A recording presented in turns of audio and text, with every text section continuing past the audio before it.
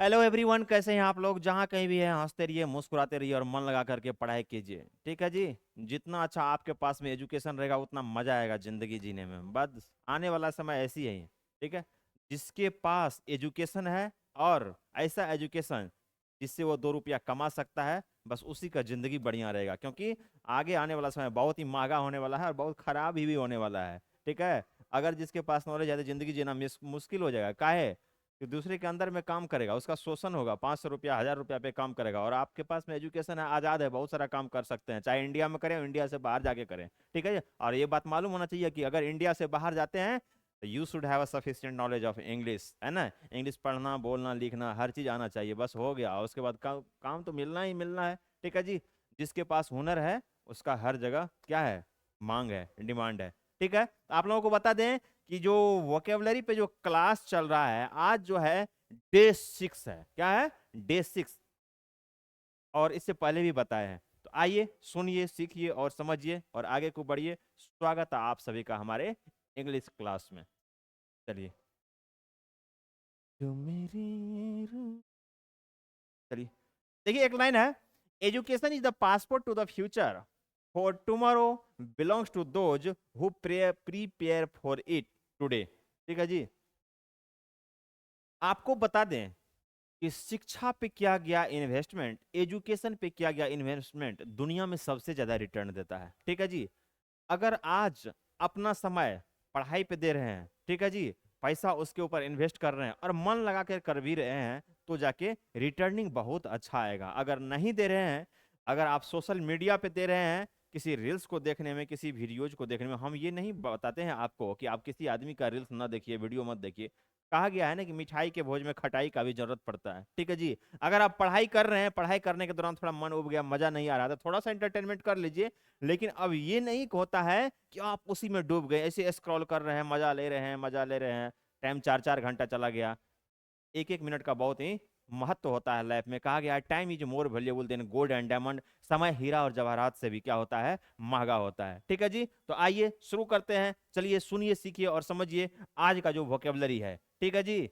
और इसे क्या कीजिएगा, जब अच्छा लगेगा तो थोड़ा शुरू से अंत तक देखिएगा और थोड़ा मौका दीजिएगा दूसरे को भी पढ़ने का। मौका कैसे दीजिएगा? एक काम करना पड़ता है। उसमें काम क्या करना पड़ता है? जब कभी भी आप जाते हैं देखने के लिए तो उसमें एक शेयर का बटन होता है। उस शेयर बटन पे क्लिक करके, कुछ नहीं, व्हाट्सएप ग्रुप है, फेसबुक है, दूसरे को शेयर कर दीजिए या आप खुद भी शेयर कर लीजिए। आप भी पढ़िए, दूसरे को भी पढ़ने दीजिए। जियो और जीने दो। और जिंदगी में क्या है, 4 दिन की चांदनी फिर अंधेरी रात, जब तक है एकदम मजे के साथ जिया कीजिए। ठीक है जी। जिसकी हस्ती जिंदा है उसकी मस्ती जिंदा है, नहीं तो बिना मतलब के हर बस्ती में जबरदस्ती जिंदा है। ठीक है। आइए, कमिटमेंट का मतलब क्या होता है? वादा। कमिटमेंट का मतलब क्या होता है? वादा या वचनबद्धता। का वादा या वचनबद्धता। ठीक है जी। जब कोई भी काम अपना आप करना प्रारंभ करते हैं या किसी के साथ किसी काम के लिए क्या करते हैं, वादा करते हैं, या पढ़ाई शुरू करते हैं, पढ़ाई करने के दौरान आप स्कूल में है, कॉलेज में है, किसी से दोस्ती हो गया, वादा तो कर लेते हैं। ठीक है जी। लेकिन निभाना मुश्किल हो जाता है। जब कभी भी आप किसी से कोई प्रॉमिस करते हैं, वादा करते हैं, तो एक चीज को आप जरूर अपने दिल में ख्याल रख के कीजिएगा कि जब करते हैं तो उसको निभाने का प्रयास कीजिएगा, या आपको निभाने का क्षमता नहीं है तो नहीं कीजिएगा। ठीक है जी। कहा गया है it is easy to make promise but very difficult to keep it. वादा करना आसान होता है लेकिन निभाना मुश्किल हो जाता है। तो ठीक है, कमिटमेंट होता है, प्रॉमिस भी आप बोल सकते हैं, क्या होता है, वादा या वचनबद्धता। बहुत पुराना गाना है, जो वादा किया वो निभाना पड़ेगा। ठीक है जी। जो वादा किया वो निभाना पड़ेगा। चलिए, क्या है, she does her works with commitment. वह काम प्रतिबद्धता के साथ करती है और अपने आप में कमिटमेंट होना चाहिए। ये नहीं कि दुनिया में कोई आदमी ही है जिससे कि आप कमिटमेंट करते, वो तो आपको छोड़ के चला भी जाएगा। लेकिन खुद से कमिटमेंट करके, अगर आप इससे पहले भी बताए थे पिछले क्लास में, अगर खुद से आप वादा करते हैं किसी काम को करने का, जो आप काम, जो अपना लक्ष्य निर्धारित किया उसके लिए जो काम करना पड़ता है, तो उपलब्धि जरूर मिलती है। तो खुद से वादा कीजिए, खुद पे समय दीजिए और खुद में परिवर्तन लाइए। दुनिया में आप में परिवर्तन लाने के लिए कोई बैठा नहीं है, आप खुद कर सकते हैं। दुनिया वाले एक माध्यम है जो कि आपको इग्नोर भी करेगा और सपोर्ट भी करेगा। कुछ आदमी इग्नोर करने के लिए भी बैठा है और कुछ आदमी सपोर्ट करने के लिए बैठा है। इस दुनिया में हर आदमी आपको सपोर्ट भी नहीं करेगा और हर आदमी इग्नोर भी नहीं करना है। यही इस दुनिया की सुंदरता है। ठीक है जी, चलिए आगे की ओर बढ़िए। फॉरवर्ड, फॉरवर्ड का मतलब क्या होता है? रोकना या मना करना भी होता है। ठीक है जी, सेंस पे डिपेंड करता है। अगर आपके पिताजी बाहर जाने से मना कर रहा है, वहां पे भी फॉरवर्ड का यूज होगा। ठीक है जी, अब यहाँ पे क्या है? Dams forward the entry of water. कहीं पानी है, मान के चलिए कि जैसे कोसी नदी है, उसके बगल में एक बांध बनाया गया है, कमला नदी है या गंगा नदी है, बांध बनाया गया है पानी को रोकने के लिए। क्या है? Forward, dams forward the entry of water. बांध पानी के प्रवेश को क्या करते हैं? रोकते हैं। दही जो खा लेते हैं ना, कभी कभी खांसी आ जाता है। ठीक है जी, खाना चाहते नहीं लेकिन मन ही है ना, मन कर जाता है तो खा लेते हैं। ठीक है, तो dams forward the entry of water. बांध पानी के प्रवेश को क्या करते हैं? रोकते हैं। अब यहाँ पे देखिए सिचुएशनल होता है। आपको इंग्लिश में बहुत ऐसा वर्ड मिलेगा कि जिसे आप कंडीशन के अनुसार यूज करते हैं। स्पेलिंग वही रहे, मीनिंग भी निकलेगा वही, लेकिन यूज अलग अलग होता है। डैम्स का मतलब यहाँ पे क्या होता है? फॉरवर्ड का मतलब रोकना हुआ, पानी को रोकने के लिए यूज किया गया है। ठीक है, लेकिन आपके पिताजी अगर आपको शाम को घर बाहर जाने से रोकेंगे कि बाबू शाम का समय हो गया, संध्या हो गया, रात होने जा रहा, अब तुम बाहर मत जाओ, तो वहां भी फॉरवर्ड का यूज होता है। ठीक है जी, फॉरवर्ड का मतलब क्या होता है? रोकना, मना करना। आपको इससे पहले भी बताए थे। जैसे क्या होता है, कुछ कुछ वर्ड है उसके बारे में हम आप लोगों को क्या होता है बताते हैं। यहाँ पे क्या हुआ? डैम्स यानी फॉरवर्ड। फॉरवर्ड का मतलब क्या होता? Entry, forward the entry of water यानी पानी को रोकना। एक वर्ड बता रहे हैं, उसका देखिए एड्रेस। एड्रेस का मतलब यहाँ पे लिखा हुआ नहीं है लेकिन हम आपको समझा रहे हैं। एड्रेस का मतलब क्या होता है? पता। ठीक है जी, और एड्रेस का मतलब क्या होता है? संबोधित करना। स्पेलिंग वही है लेकिन सिचुएशन अलग अलग होगा जब यूज होगा। तो अब नरेंद्र मोदी जी या लालू यादव जी या नीतीश कुमार जी कहीं जा रहे हैं रैली को संबोधित करने के लिए, क्या होगा? Nitish Kumar is going to address a rally at Muzaffarpur. Nitish Kumar एक सभा को संबोधित करने के लिए जा रहे हैं, वहां भी एड्रेस का यूज होगा, क्योंकि एड्रेस का मतलब संबोधित करना भी होता है। He is addressing the people, वह आदमी को संबोधित कर रहा है। ठीक है जी, क्योंकि एक आदमी जैसे मंच पे खड़े हैं, हजारों आदमी खड़े हैं, वो अपना बात बोल रहे हैं, अपने विचार को सबके सामने में रख रहे हैं, वहां भी एड्रेसिंग का यूज होता है। ठीक है, और देखिए जब आपसे कोई पूछेगा hello what is your address, आपका पता क्या है, आप बताइएगा अपना नाम, माय नेम इज ये, है ना, आई बिलोंग्स टू, अपने विलेज का नाम बताइएगा। ठीक है जी, आपका क्वालिफिकेशन क्या है वो बताइएगा, माय एजुकेशनल क्वालिफिकेशन, जो एजुकेशनल क्वालिफिकेशन है, शैक्षणिक योग्यता वो बताइएगा। ठीक है जी, तो एड्रेस वहां पे बताया जाता है। एड्रेस का मतलब पता होता है। ठीक है, एड्रेस का मतलब संबोधित करना भी होता है। यहाँ पे था नहीं लेकिन आ गया तो हम आपको बता देते हैं। ठीक है, स्पेसिफिक, स्पेसिफिक का मतलब क्या होता है? विशेष। स्पेसिफिक का मतलब होता है विशेष। She has been given a specific role, उसे एक विशेष भूमिका मिली है। ठीक है जी, विशेष भूमिका दी गई है। विशेष का मतलब क्या हुआ? समझ रहे हैं? विशेष का मतलब क्या हुआ? जिस चीज का एक लिमिट रखा गया उसके अलावा भी कुछ हो जाए, है ना, वहां पे हो गया क्या? विशेष। आप कहीं जाते हैं खाना पीना में, बोलता है क्या विशेष, क्या व्यवस्था है? बातों-चीत में आपका दोस्त भी पूछता होगा आज क्या कुछ विशेष बना है? जैसे नॉर्मल रोटी सब्जी ये सब चीज बनता ही है। ठीक है, कभी चिकन बन गया, कभी मछली बन गया, कभी पनीर बन गया, और आपकी पत्नी अगर अच्छी है तो कभी कभी पनीर पकौड़ा भी खिला देगी बना के, है ना, टोमेटो का सॉस बना देगी, धनिया का सॉस बना देगी। ठीक है, अब पनीर पकौड़ा खिलाइए। कब खिलाती है पनीर पकौड़ा? थोड़ा सा मौसम ठंडा है तो उस टाइम में पनीर पकौड़ा, ऐसे जरूरी नहीं ठंडा मौसम में, जब इच्छा है बोलिए ऑर्डर दीजिए, बनाने के लिए बना के खिला देगी। कुछ विशेष हो जाता है ना, जो सामान्य है जो नॉर्मल रहता है उसके अलावा कुछ और हो जाए तो वही क्या होता है? उसके अलावा भी कुछ और हो जाता है तो वही क्या होता है? विशेष। समझे, वो क्या हो जाता है? विशेष। तो ठीक है, स्पेसिफिक का मतलब क्या होता है? विशेष। She has been given a specific role, उसे एक विशेष भूमिका क्या हुआ है? दिया गया है। समझे इस चीज को? ठीक है, चलिए आगे की ओर बढ़ा जाए, आगे की ओर बढ़ा जाए। नेक्स्ट क्या है? स्कैंडल। स्कैंडल का मतलब क्या होता है? घोटाला। स्कैंडल का मतलब होता है घोटाला, किसी के पैसा को गबन कर देना, किसी के पैसा को गबन कर देना। ठीक है, अब यहाँ पे क्या है? The scandal has damage his reputation, घोटाले ने उसकी प्रतिष्ठा को नुकसान पहुंचाया है। अगर आप एक समझदार आदमी हैं तो आपको पता ही होना चाहिए कि बहुत ऐसे नेता है इसका प्रतिष्ठा मान सम्मान एक छोटा मोटा घोटाला नहीं, बड़ा घोटाला कहा जाए, उसके चलते क्या हुआ है? बर्बाद हो गया है। ठीक है जी, बहुत ऐसे नेता का होता है जब घोटाला किया, घोटाला नेता ही नहीं, अगर आप भी कहीं गलत काम करते हैं, किसी का पैसा चुरा लिए, कहीं कोई घटना कर दिए, पैसा ले लिए, तो वहां पे क्या होता है, बदनामी होता है। लेकिन हम आपको इस वर्ड का मीनिंग बता रहे हैं। स्कैंडल का मतलब क्या होता है, घोटाला, पैसा गबन कर देना। द स्कैंडल है डैमेज हिज रेपुटेशन, रेपुटेशन का मतलब होता है मान सम्मान, जो प्रतिष्ठा होता है, घोटाले उसकी प्रतिष्ठा को क्या है, नुकसान पहुंचाया। घोटाला जो है उसके प्रतिष्ठा को नुकसान पहुंचाया है। तो यहाँ तो ये घोटाला किया तो उसके प्रतिष्ठा को नुकसान पहुंचाया। अभी जब हम पढ़ाना शुरू किए तो पहले भी हम आपको बताए हैं कि लाइफ में कभी भी ऐसा काम मत कीजिए कि जिसके चलते आपके काम के चलते, आपके कर्म के चलते, आपके एक्टिविटीज के चलते आपके माता पिता के आंख में आंसू आए, या आपके स्वाभिमान पे पड़े, या आपका रेपुटेशन खराब हो। कभी वैसा काम नहीं करना चाहिए, ठीक है जी। स्कैंडल का मतलब घोटाला होता है। घोटाला खास करके नेताजी ही करते हैं। जब चुनाव होगा तो ऐसे आएगा, आप मुझे वोट दीजिए, हम आपकी समस्या का समाधान करेंगे। चुनाव के बाद नेताजी अगर जीत जाते हैं, पहले हाथ ऐसे है और बाद में हाथ देखिएगा, जो व्हाइट कुर्ता है ना उस पे ऐसे हो जाता है बंडे के पीछे, क्या काम उम हो रहा है कि नहीं, ठीक है। जब काम लेने का वक्त आता है तो ऐसे काम हो गया, पीछे चल जाता है, ठीक है। चलिए उसके बाद क्या, फॉर्चुनेट। फॉर्चुनेट का मतलब क्या होता है, भाग्यशाली, है ना, जो किस्मत वाले हो। आजकल जरूर वायरल होता है, भाग्यशाली होना जरूरी नहीं, भाग्य में शाली होना जरूरी है, ठीक है जी। तो क्या होता है भाग्यशाली। बहुत आदमी बोलता है भाग्यशाली होना जरूरत नहीं है, भाग्य में शाली का होना बहुत जरूरत है। जरूरी थोड़े है कि हर आदमी के भाग्य में शाली होती ही है। कुछ कुछ आदमी तो ऐसे भी होते हैं जिसके भाग्य में शाली ही नहीं, शालियां हो जाती है, ठीक है। जैसे हम भी हैं, 10-12 ठो है शाली, ठीक है जी। चलिए, भाग्यशाली नहीं, भाग्य में शाली होना जरूरी है। अब कहीं कहीं लड़की अकेली है बहन में, तो कहाँ से उतना शाली हो जाएगी, ठीक है जी।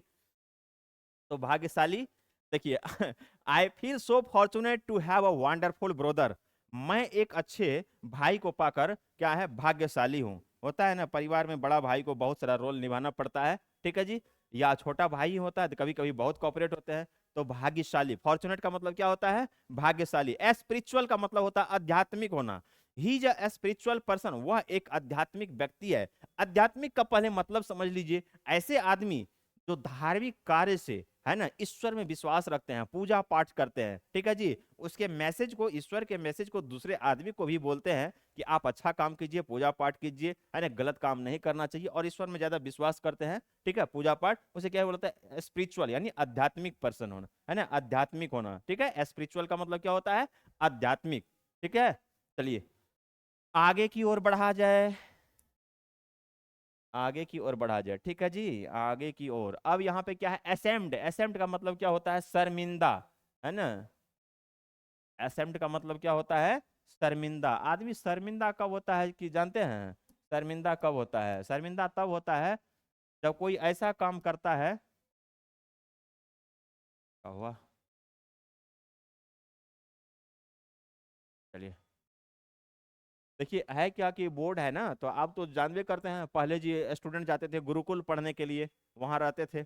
अब तो डिजिटल युग हो गया, यानी गुरुकुल हट गया, अब डिजिटल युग आ गया। इसमें क्या होता है, बच्चा मोबाइल में और गुरुजी क्लास में, ठीक है। बच्चा मोबाइल में, गुरुजी क्लास में, तो टेक्निकल है, कभी कभी थोड़ा बहुत प्रॉब्लम आता है। क्या है, असेम्ड का मतलब होता है शर्मिंदा। He was ashamed of his deeds, वह अपने कर्मों से शर्मिंदा है। वह अपने क्या है, कर्मों से शर्मिंदा है। वो अपने कर्मों से क्या है, शर्मिंदा था। ही वाज है, he was ashamed of his deeds, वो अपने कर्मों से शर्मिंदा था।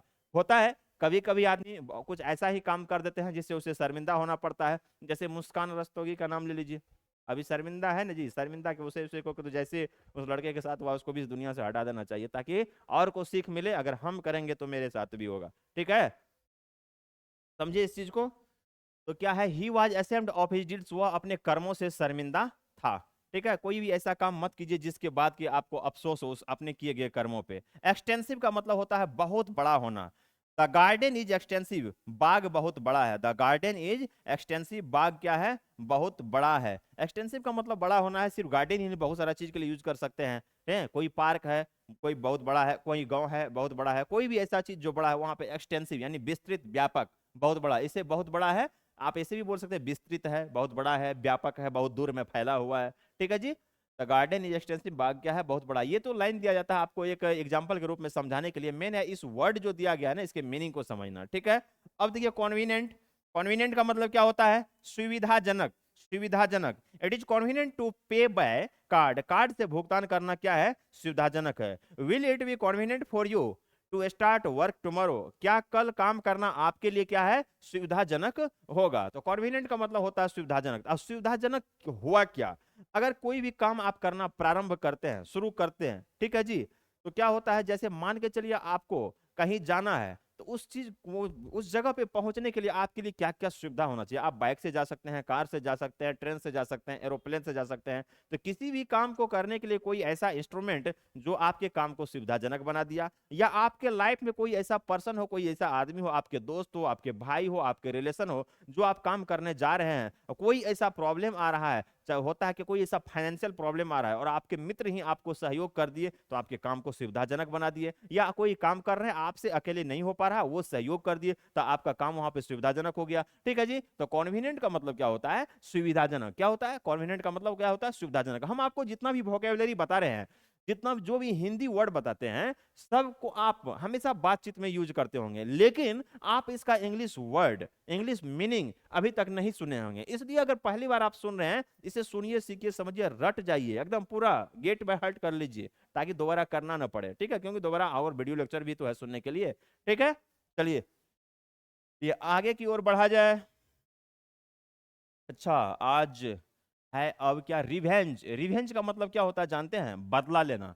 He went to take revenge of his enemy, वह अपने दुश्मनी, वह अपने वह अपने दुश्मनी वह अपने दुश्मनी से वह अपने दुश्मन से बदला लेने गया। एनिमी का मतलब क्या होता है जी, दुश्मन। ठीक है जी, और रिवेंज का मतलब क्या होता है, बदला लेना। जैसे कोई ऐसा आदमी कभी आपके साथ कुछ गलत किया है, मारा पीटा है, या आपके भाई के साथ क्या है, कभी आपके पिता के साथ हुआ हो, कोई भी ऐसा काम, आप उसके बदले क्या लेते हैं, बदला। उसका जो बदला लेते हैं, आप भी उसके साथ करते हैं, जैसा आपके साथ किया और आप भी करते हैं, वही क्या हुआ, बदला लेना। और ड्यूरेबल, ड्यूरेबल का मतलब क्या होता है, टिकाऊ होना। आप कोई सामान परचेज करते हैं, जैसे ये कपड़ा परचेज करते हैं, हम पहने हुए हैं शर्ट, आप भी कपड़ा पहने हुए हैं, तो कहीं भी जाते हैं आप परचेज करने के लिए, तो देखते हैं उसमें ड्यूरेबिलिटी है कि नहीं, टिकाऊपन कितना दिन तक चलेगा, है ना। चाहे 5 रुपया में खरीदे, 500 रुपया में खरीदे, आप तो ये चीज जरूर पूछते हैं कितना दिन चलेगा, मजबूती है या नहीं है। ठीक है जी, तो ड्यूरेबल का मतलब होता है क्या, टिकाऊ होना।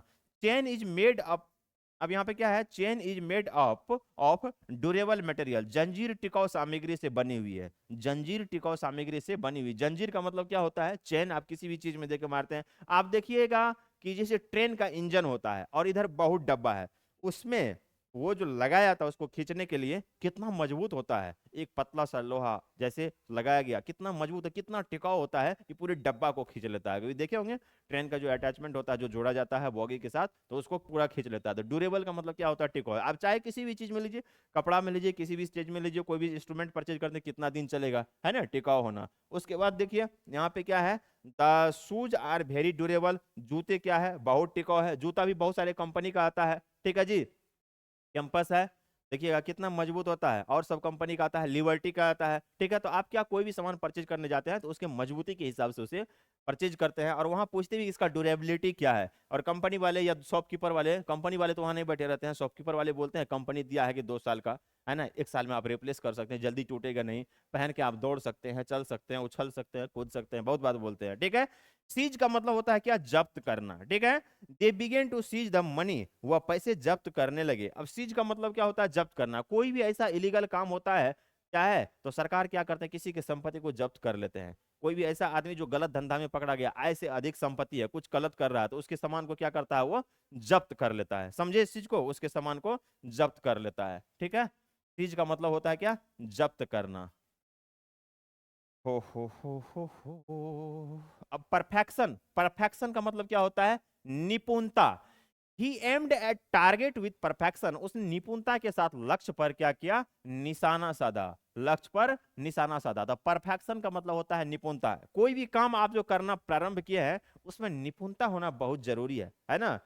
यानी करना शुरू किए, कहीं से कोई त्रुटि नहीं होना चाहिए, कमी नहीं होना चाहिए, करना शुरू किया एकदम कर डाले उसको, है ना। कोई ये नहीं उंगली उठाए कि ये काम क्यों हुआ है, गलती क्या रह गई। निपुणता, आप में हर चीज परिपूर्ण रहना चाहिए, परिपूर्ण, हर कला पूरा होना चाहिए उस काम को लेकर, उसे ही क्या बोला जाता है, निपुणता। और इंग्लिश में क्या बोला जाएगा, perfection. He aimed at target with perfection, उसने निपुणता के साथ लक्ष्य पर निशाना साधा। अगर आप मेडिकल का तैयारी कर रहे हैं, या एसएससी का तैयारी कर रहे हैं, ओवरऑल कंपटीशन का तैयारी कर रहे हैं, या इंजीनियरिंग का कर रहे हैं, तो जो आप लक्ष्य निर्धारित किया, उस लक्ष्य को लेकर के आपके पास में ठीक है जी, एक एक कला भरपूर रहना चाहिए, भरा हुआ रहना चाहिए, और टारगेट का चाहिए उसे क्लीन कर दीजिए। ठीक है जी।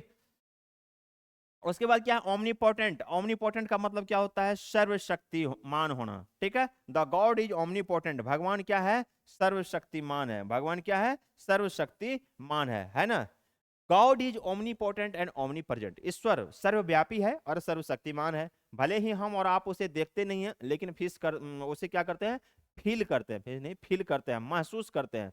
और होता है ना कि कभी कभी आदमी काफी संकट में है तो भगवान कहीं ना कहीं उसे जरूर देखते हैं, और इसके लिए क्या होना पड़ता है, आपका कर्म होना अच्छा अच्छा होना चाहिए। कर्म अच्छा है तो ईश्वर जरूर मदद करते हैं। भगवान जो है ना, ऊपर वाले कभी नहीं सोचते हैं कि आपके साथ कुछ गलत हो, कभी नहीं सोचते कि आपके साथ कुछ गलत हो। गलत तब होता है जब आपका कर्म गलत होता है। जैसे ये मोबाइल है, इसमें लॉक लगा हुआ है, अगर इसमें गलत पासवर्ड डालेंगे नहीं खुलेगा। ठीक है जी, लेकिन सही पासवर्ड डालेंगे तभी ये ओपन होगा, खुलेगा। तो जब आदमी का कर्म गलत होता है, रिजल्ट भी गलत होता है। कर्म अच्छा है, दिशा और दशा सही है, तो रिजल्ट भी अच्छा होता है। ठीक है जी। तो ओमनीपोटेंट का मतलब होता है सर्वशक्तिमान होना। क्या है, सर्वशक्तिमान। ठीक है। ऑब्जेक्शन, ऑब्जेक्शन का मतलब क्या होता है, आपत्ति। Rohan had an objection with Reena, Rohan को रीना से क्या है, रोहन को रीना से क्या थी, आपत्ति थी। हो सकता है रोहन सोचता होगा रीना से एकदम थोड़ा मोबाइल पे बात करें, रीना नहीं करती होगी तो उससे आपत्ति होगा। या खाना पीना टाइम से कहीं घूमने नहीं जाती होगी उसके साथ, उसके फ्रेंड हो। तो यहाँ पे रोहन और रीना की बात नहीं है। अगर आपको किसी काम से आपत्ति है, किसी आदमी से आपत्ति है, तो वहां भी क्या है, किसी को करें तो वहां पे ऑब्जेक्शन, ऑब्जेक्शन, ऑब्जेक्शन है ना। ऑब्जेक्शन का मतलब क्या होता है, आपत्ति। तो मतलब बउआ, तो जब समझ गए ला, तो देखिए हम आप लोगों से एक रिक्वेस्ट करेंगे। जो भी वीडियो लेक्चर डाला जा रहा है, ठीक है जी, इसको आप लोगों को क्या करना है, आप खुद भी पढ़िए, खुद भी सुनिए, खुद भी समझिए। घर में छोटे बच्चे हैं उसे भी बोलिए देखने के लिए। आप प्रेरित करिए बच्चे को, जो बच्चे कार्टून देखते हैं, कार्टून देखते हैं, कॉमेडी देखते हैं, रील्स देखते हैं, बोलिए बाबू उससे कुछ होने वाला नहीं है, इसको पढ़ाओ, इसको देखो, इससे आगे कुछ होने वाला है। समझे इस चीज को। तो आपको खुद भी देखना है, जो घर में छोटे बच्चे हैं, पढ़ने लिखने वाले हैं, उसे भी प्रेरित कीजिए। ठीक है। और इसमें शेयर बटन होता है, दबा के शेयर कीजिए अंधाधुंध, है ना। शेयर कीजिए, आप भी पढ़िए, दूसरों को भी मौका दीजिए। जियो और जीने दो, 4 दिन की चांदनी फिर अंधेरी रात। और है क्या जिंदगी में, क्या रखा है ना। हम बने तुम बने एक दूजे के लिए, उसको कसम लगे जो बिछड़ के एक पल भी जिए। आप भी जिया कीजिए, दूसरों को भी जीने का मौका दीजिए, और एक एक पल को हंसी खुशी के साथ बिताइए। ठीक है जी। और जो पढ़ाई होती है, अगर आप कंपटीशन का तैयारी कर रहे हैं, तो यहाँ पे क्या है, जो तैयारी जो होता है जीके, जीएस, रीजनिंग, इंग्लिश और मैथ, ये आप देखिए सारा चीज का तैयारी होता है। ठीक है। वीडियो लेक्चर अगर अच्छा लगा तो इसे लाइक शेयर और सब्सक्राइब कर दीजिएगा। Thank you for watching this video lecture. हंसते रहिए, मुस्कुराते रहिए, और फिर मिलते हैं हम आप लोगों से नेक्स्ट क्लास।